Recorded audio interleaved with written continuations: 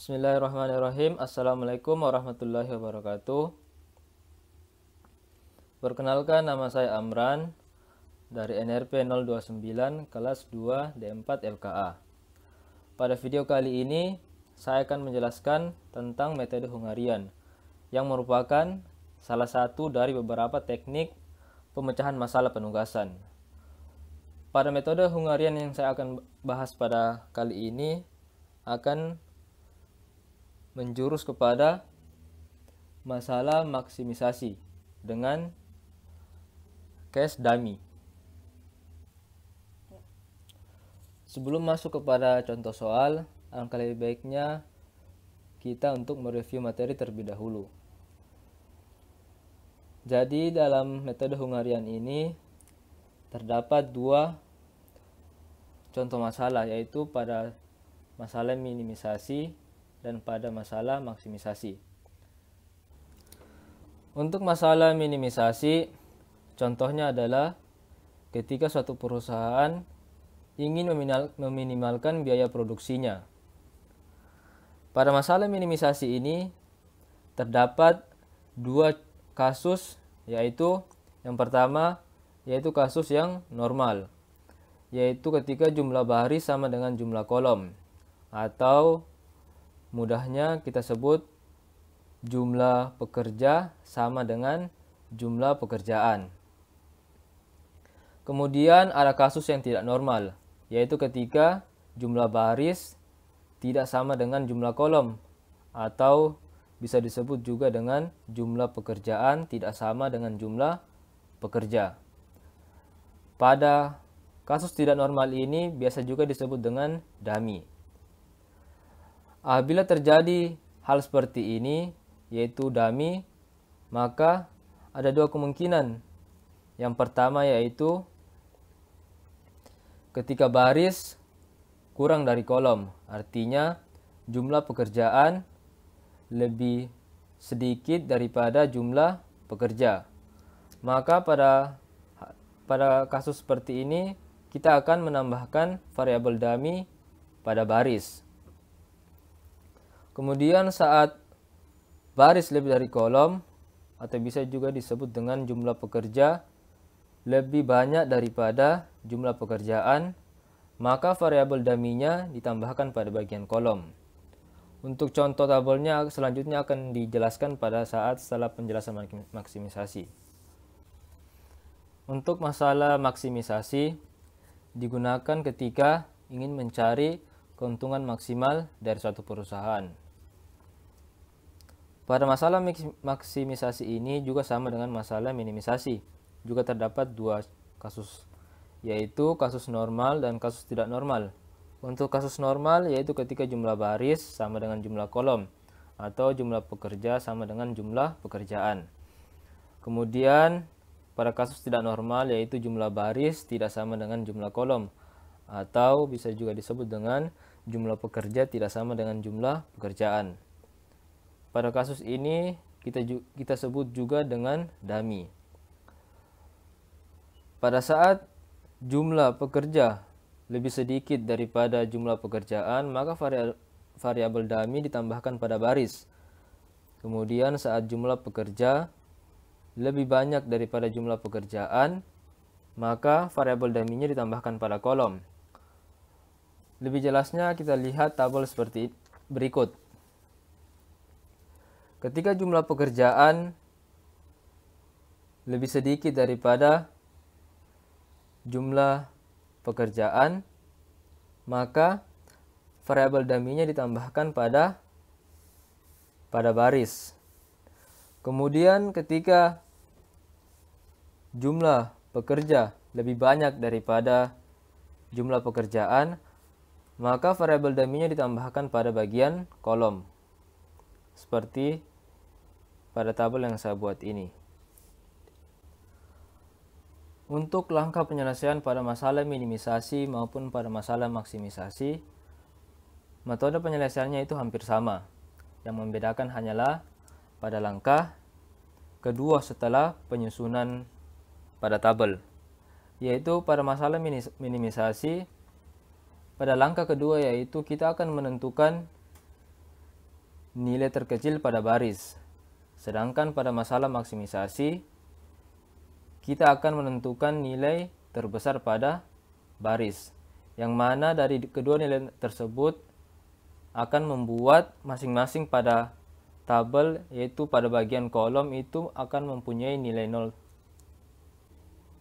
Selanjutnya, untuk lebih jelasnya kita langsung saja masuk pada contoh soal.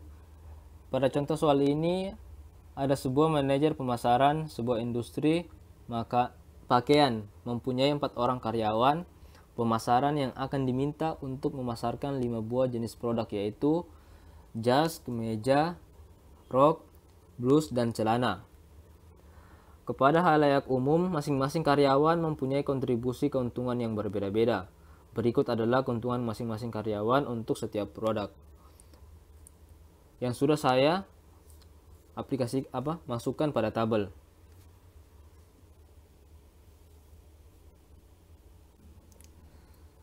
Selanjutnya kita bisa melihat bahwa di sini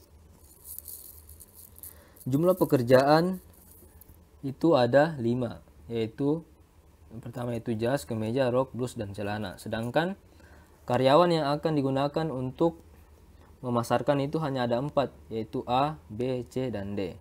Karena pada baris terdapat kekurangan atau kekurangan karyawan, maka dummy-nya ditambahkan pada baris, yaitu seperti ini, yaitu dummy E yang telah saya tambahkan pada baris tersebut. Selanjutnya, setelah kita menambahkan dummy pada tabel, selanjutnya kita menentukan nilai terbesar pada masing-masing baris. Pada baris pertama, untuk nilai terbesarnya ada 54. Kemudian pada baris kedua, nilai terbesarnya adalah 45. Kemudian pada baris ketiga, nilai terbesarnya adalah 41. Kemudian pada baris keempat, nilai terbesarnya adalah 39. Sedangkan untuk pada baris dummy sendiri tidak ditentukan baris terbesar karena nilainya untuk setiap elemen baris itu adalah 0. Langkah selanjutnya yaitu setelah kita menentukan nilai terbesar pada masing-masing baris, selanjutnya mengurangi nilai terbesar tersebut pada setiap elemen baris. Pada baris pertama hasilnya seperti ini, yaitu 54 kurang 15 menghasilkan 39, 54 kurang 42 menghasilkan 12, 54 kurang 38 menghasilkan 16, kemudian 54 dikurangi dengan nilai 4 itu sendiri menghasilkan 0, kemudian 54 dikurang 29 menghasilkan 25.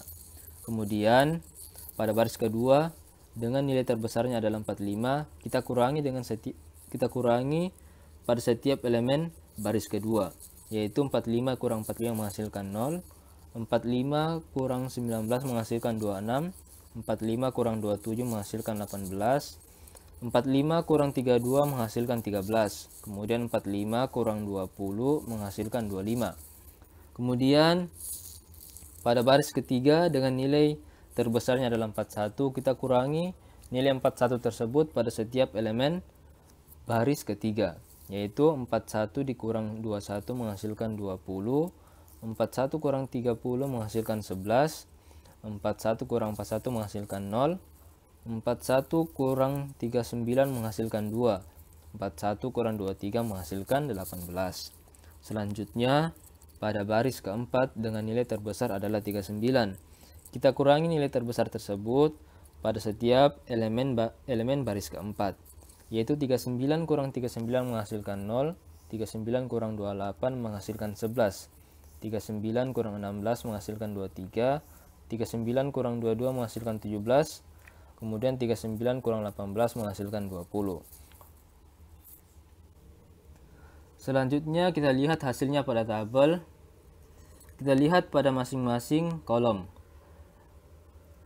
Yaitu pada masing-masing kolom harus mempunyai nilai 0. Sedangkan kita melihat bahwa pada kolom kedua yaitu kemeja belum ada nilai 0 pada kolom tersebut. Untuk pada kasus ini nilai dummy tidak dihitung karena pada dasarnya memang sudah 0. Selanjutnya kita lihat hasilnya pada tabel terakhir.